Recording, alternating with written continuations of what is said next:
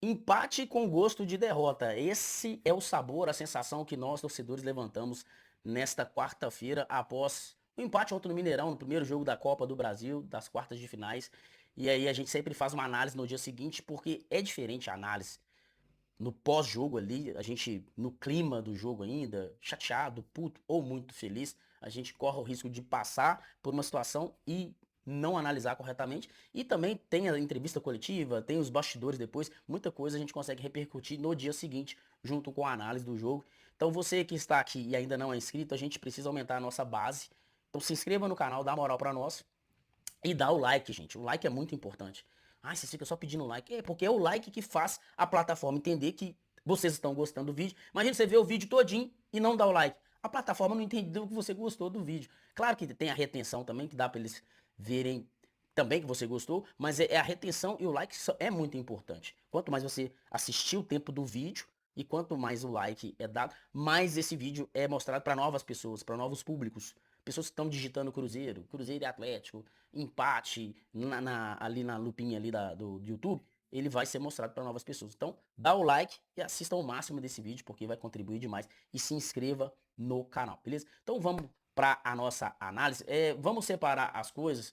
O Cruzeiro, ele durante o ano, ele vem tendo momentos péssimos de performance, momentos bons de performance e momentos ruins de performance. Tivemos resultados bons, resultados razoáveis e resultados ruins. Resultado é diferente de performance e a gente precisa separar isso. E aí tem o ruim, o bom e o ótimo. Vamos separar dessa forma. Ontem o Cruzeiro, eu acho que a performance não foi ruim, ela não foi melhor porque o resultado fez a gente ter essa percepção ruim. E aí somado, deu sabor de derrota. Deu sabor de derrota, porque o Cruzeiro primeiro, que ele tinha que vencer dentro de casa, ele tinha que vencer o primeiro jogo, mas não conseguiu. Mas se você for olhar o jogo em si, o Cruzeiro não fez um péssimo jogo, por exemplo, como fez em momentos importantes que nós torcedores questionamos muito esse elenco, né? Por exemplo, a final da Sul-Americana de 2024 foi um péssimo jogo. O primeiro jogo da semifinal contra o Corinthians ano passado, no Mineirão, foi um péssimo jogo, uma péssima performance, um comportamento horrível. No Maracanã, quarta-feira passada, uma péssima performance e um comportamento horrível. Ontem não foi assim. Mas por que que o Cruzeiro não conseguiu fazer isso virar resultado? Porque, infelizmente, o nosso sistema ofensivo hoje, né, que são os dois homens de beirada e o nosso centroavante, eles não estão passando por um momento de grande produtividade. E aí vamos fazer a observação ao Arroio, antes que vocês já falam, tá vendo? Tá falando mal do Arroio. A única questão é que o Arroio ele vem tendo lampejos e esses lampejos vêm sendo decisivos para o Cruzeiro.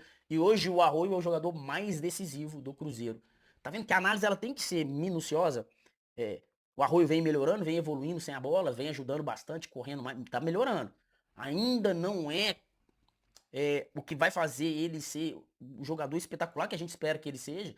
Só que, pô, ele tá chutando pra caramba, velho. Tá tentando pra caramba e tá acertando. E é o que tá salvando o Cruzeiro nos últimos jogos. É o que tá salvando. E ele vem sendo jogador protagonista do Cruzeiro em momentos chave.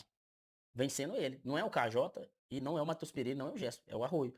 Mas a função que ele exerce, ele precisa produzir mais jogadas, sabe? Assistência, incomodar mais os zagueiros, ganhar mais um contra um. E isso tá faltando um pouquinho ainda. Aí vamos do lado esquerdo. Cara, aí é nada. Do lado esquerdo tá acontecendo nada.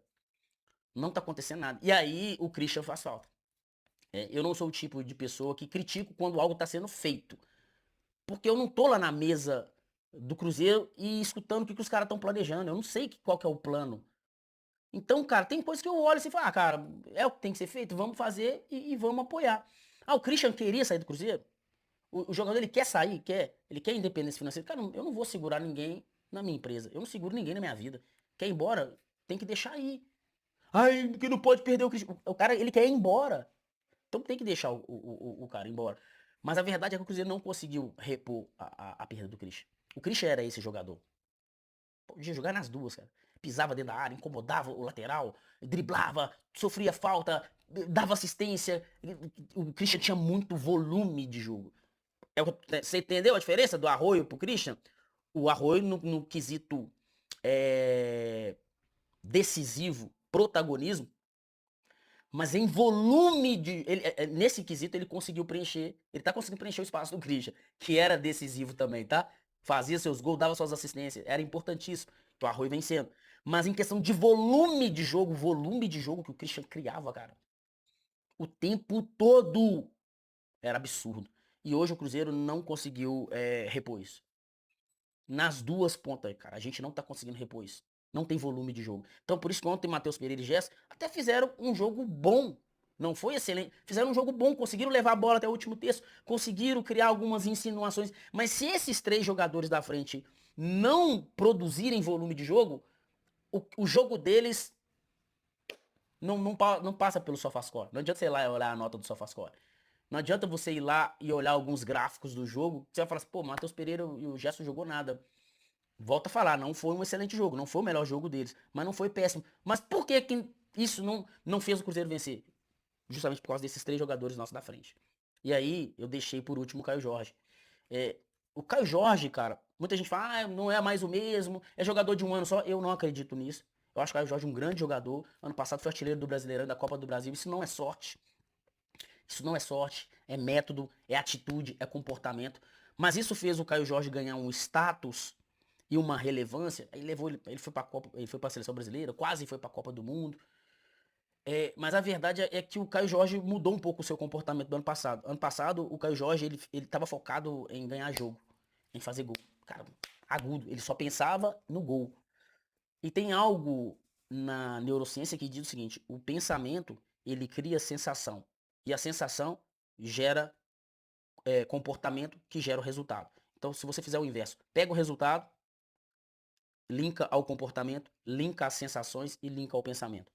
Então, eu acho que o Caio Jorge hoje, o Caio Jorge hoje está gastando muito tempo, muita energia, está pensando em muita coisa que está tirando ele do Caio Jorge do ano passado. Que era um cara, o Caio Jorge era focado em fazer gol, gente. Gente, se ano passado você chegasse perto do Caio Jorge, vamos fazer isso aqui. O Caio Jorge, vamos falar sobre aquilo. Ele fala assim, é gol? Você tá falando de gol? Se for sobre gol, eu vou. Se for sobre gol, eu vou falar. Agora, se não for sobre gol, eu não quero. O cara fuminha, focado. E esse ano, tá? Esse ano o Caio Jorge tá gastando muita energia, pensando em muita coisa que tá tirando ele do gol. Tá? Entendeu? Tem que voltar a pensar só em gol, a querer só gol. Beleza? Então eu acho que esses três jogadores estão oscilando demais, essas três funções. Volto a falar, pelo amor de Deus, se eu ver comentário que você tá falando que o Arroio tá mal. Eu não tô dizendo que o Arroio tá mal. Eu tô dizendo volume de jogo que prendia o time adversário ali. Você tem que ter volume de jogo no último terço para prender o time adversário, para prender os zagueiros, para prender os laterais. Se você não tem isso, o adversário em algum momento vai te contra-golpear. Então o Christian tinha isso. E aí a gente tinha expectativa que o Sinisterra ou o Peck faria isso. E eu acho que iria fazer, tá? Não, o Cruzeiro deu muita... Cara, que falta de sorte, cara. Muito calma. Mas enfim, vamos falar do jogo, né? Mas muita falta de sorte, cara. Muita falta de sorte. Demos azar, velho. Porque hoje ali do lado direito, do lado esquerdo, nós não temos esse jogador. Nós não temos esse jogador.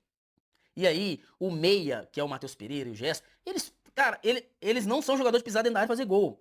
O Matheus Pereira até tem um pouco mais de obrigação. O Gerson, então, esquece, não é esse jogador. Ele precisa que o cara faça o facão, ele precisa que o atacante faça o gato, finge que vai pra cá, o zagueiro vai e ele vai pra cá, e o meia já sabe que ele vai fazer isso, dá no ponto futuro. É tanto entrosamento, ele já sabe que ele vai fazer o gato. Ronaldo Fenômeno fazia muito isso, né? Mas era o Ronaldo Fenômeno, né? Se o atacante não fizer isso, não enganar o adversário, pô, dar linha de... O que é criar linha de passe? Cara, se coloque numa posição à minha frente pra mim te achar no ponto futuro, aqui, pra gente fazer uma tabela aqui e construir o gol junto. Hoje esses jogadores de beirada do Cruzeiro não estão conseguindo fazer isso. Volto a dizer, o Arroio tá sendo decisivo. Ponto. Isso é ótimo, isso é maravilhoso, ok? Mas precisa criar volume de jogo, volume. E o Caio Jorge tá enfrentando uma má fase, que ele aprenda, né, com isso aí, né? Tá enfrentando uma má fase, cara. Não tem jeito. Tá mal, tá mal. Então, beleza. Agora vamos falar sobre uma questão que aconteceu aí, sobre no pós-jogo, né, na zona mista. O Samuel Venâncio fez uma pergunta pro Matheus Pereira, tá todo mundo falando sobre isso aí, né? E o Matheus Pereira defendeu o Wesley. E aí, vamos lá. Gente, ninguém tá errado nisso aí, tá? O jornalista, ele tem que ter a liberdade para fazer aquele tipo de pergunta e para fazer aquele tipo de confronto. Por isso que o jornalista não pode ser amigo de jogador e não pode ser amigo de clube. Não pode ter um relacionamento muito íntimo com o clube. Porque se ele tem, ele não faz esse tipo de pergunta, ele não vai para esse tipo de confronto. Então, Samuel não tá errado de fazer isso. E pelo outro lado, o Matheus Pereira está certo em defender o Wesley. Roupa suja se lava em casa. Na rua, ninguém fala dos meus. Na rua, ninguém corrige o meu filho. Me fala o que aconteceu e eu vou corrigir ele dentro de casa. Ah, mas não tá corrigindo. Irmão, você pode falar o que você quiser. O líder tem que defender os seus. E não é o Wesley. Qualquer outro jogador, ele tem que defender. Porque é muito fácil, cara, pro jogador ali no momento da entrevista, o jornalista confrontar ele no ambiente hoje que a gente vive de rede social, ele ser jogado aos leões e o cara deixar o cara ser jogado aos leões. É muito fácil, cara. Cara, a coisa mais fácil pro Matheus Pereira era deixar o Wesley ser lançado aos leões ontem. Mas não, ele foi lá e defendeu. Ele tirou o Wesley de dentro da boca dos leões. Tirou. E deveria fazer isso com qualquer outro jogador. Por quê? Porque eles ali, eles não são. Não é a gente, irmão. Cara, o jogador, eles têm convívio diário, eles têm que se olhar nos olhos diariamente. Então, irmão, ele tá certo, o Matheus Pereira fez certo, o Samuel Venâncio fez certo, cada um na sua. Dentro de casa se lava roupa suja. É isso que tem que ser feito, tá? E a gente não, o problema é que hoje tá tão polarizado que a gente quer tomar partido. Não, eu não gosto do Matheus Pereira, então o Samuel Venâncio tá certo. Ah, eu não gosto do Samuel Venâncio, o Matheus Pereira tá certo, sendo que nenhum dos dois está errado. Nenhum dos dois está errado. Cada um está defendendo o seu ofício e fazendo a sua função como tem que ser feita. O problema nosso hoje é que a gente quer tomar partido. A gente quer falar um tá certo e o outro tá errado. Não. Não é porque um tá certo que o outro tá errado. Esse aqui tá certo. Ah, mas então o outro tá errado, o outro também não tá errado, o outro também tá certo. O errado seria o jornalista ser amiguinho e coleguinha e não confrontar. E não fazer a pergunta. Entendeu?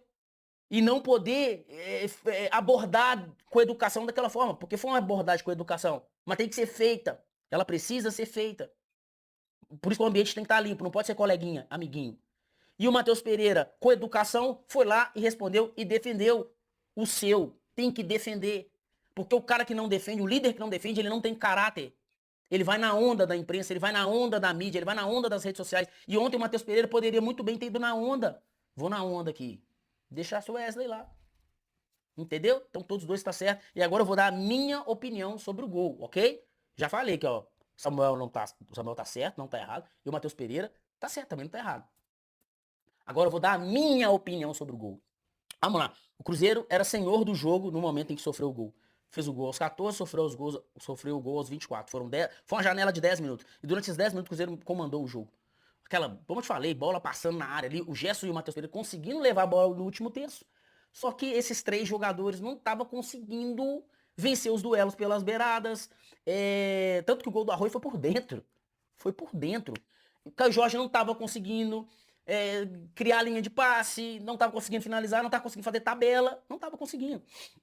Os laterais ontem também não conseguiram fazer um bom jogo ofensivo de ultrapassagem, também não conseguiu. Por isso que eu falo que o jogo do Matheus Pereira e do Gerson não foi ruim.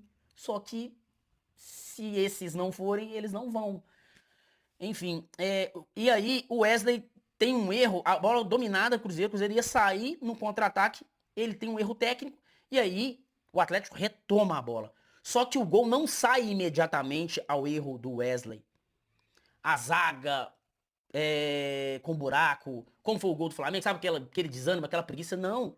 O time tava bem postado, o Atlético retoma a bola, mas o Cruzeiro consegue recompor. Todo mundo atrás da linha da bola. Tava todo mundo ali, ó, fechadinho. Não tinha buraco. Tanto que eu vi muito mérito no gol do Atlético, porque tava postado. Não vi um erro grotesco de marcação, não. O bloco tava compacto. Então eu vi muito mérito na jogada do Coelho e no chute do Lodge. Ah, mas vamos lá, então vamos aprofundar mais. Ah, o Fagner poderia ter fechado essa linha de passe ali um pouco melhor? Sim, mas não foi um erro grotesco. O Fabrício Bruno poderia ter fechado, assim que o Renan Lodge passou e fez um facão? Sim, talvez o maior de todos ali. Maior de todos. E o segundo maior, o Otávio. Porque ali é lance do goleiro ficar no pé da trave. Só que ele tenta adivinhar, e nele tentar adivinhar, ele sai antes. E aí o Renan Lodge deu uma entrevista e falou que tem um scout que falou que o Otávio sai antes. Ah, me ajuda aí, Renan Lodge. Me ajuda aí, cara. Uma coisa é o gol do Ronaldinho Gaúcho contra a Inglaterra, bola parada. Será que ele tentou fazer aquilo ali? Pode, ele pode ter tentado. Porque é o Ronaldinho Gaúcho e porque a bola tá parada. Você tem tempo de pensar. Ah, o Neymar, ele vem pensando, parando na hora de bater o pênalti. Sim, bola parada, ele consegue pensar. Agora, ali, no calor do jogo, naquela velocidade, você falar que lembrou do scout, que o scout falou que o Otávio saía antes. Ah, me ajuda aí, Renan Lodge. E olha que eu elogiei o gol, tá? Eu acho que você é um bom jogador. Eu acho que você é um ponto alto hoje do Atlético. Mas ali não, ali você acertou um chute de rara, um chute raro, e o Otávio tentou adivinhar, como muitos goleiros tentam, então por isso que eu não coloco como uma falha grotesca. Poderia ter ficado no pé da trave, como manda a cartilha na escolinha, mas volto a dizer, não acho um erro grotesco, como achei erros grotescos os gols com o Flamengo quarta-feira passada. Entendeu? Então, uma coisa é uma coisa, outra coisa é outra coisa. Então, eu não acho que o erro do Wesley foi fundamental para que a derrota acontecesse. A defesa estava postada.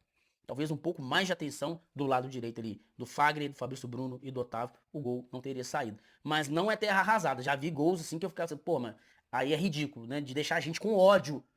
De deixar com ódio. Então, ontem eu divido um pouco o mérito com o Atlético do gol, porque foi um gol difícil de fazer, tá? E gols, gente, saem, tá? Na última rodada do Brasileirão, o gol do Cruzeiro no último minuto. Bola, um chute mascado, a bola resvala e até a gente comemorou o gol. Então, enfim. Só que a gente, na derrota, a gente quer achar um culpado. A gente quer achar um culpado, a gente quer achar um vilão. E muitas vezes a gente pega, toma esse cara aqui, que ele vai ser o vilão da derrota. Cara, e às vezes não tem vilão. Às vezes não tem vilão. Às vezes escolhas erradas que a gente faz na hora de construir que leva a gente nisso, entendeu? Eu acho que é basicamente isso.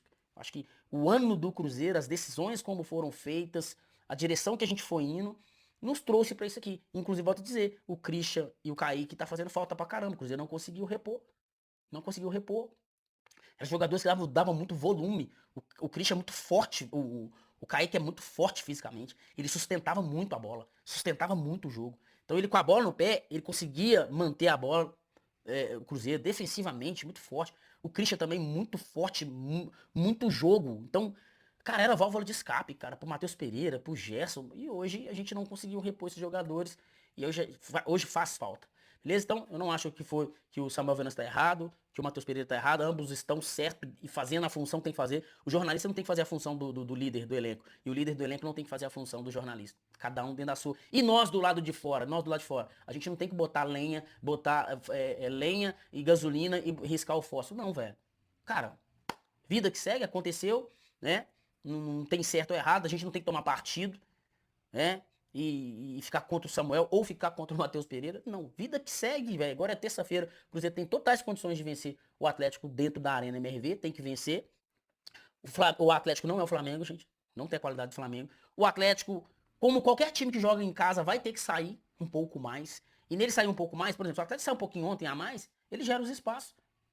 Mas ontem jogou fechadinho, jogou na dele, fez um ótimo jogo. O Atlético fez um ótimo jogo dentro das suas limitações. Mas em casa vai ter que sair um pouquinho mais. É natural, tá, gente? É mental, é psicológico. Tem que sair um pouquinho mais. A emoção faz o time fazer isso. E aí vai gerar um pouquinho mais de espaço. E o Cruzeiro vai sim chegar à vitória. E a gente vai chegar nessa semifinal da Copa do Brasil. Galera, lembrando, me segue nas redes sociais. Diego De Leon OFC. Instagram, TikTok. E também o canal também tem um perfil Conexão 31 TV. Beleza? Você que não curtiu, curta esse vídeo, compartilhe com mais pessoas. Lembrando que todo sábado nós temos o nosso programa da TV, que é às 14 horas na Rede Minas e também aqui ao vivo no canal, tá? Então, curta, compartilha, fica aqui com a gente e se inscreva. Tamo junto.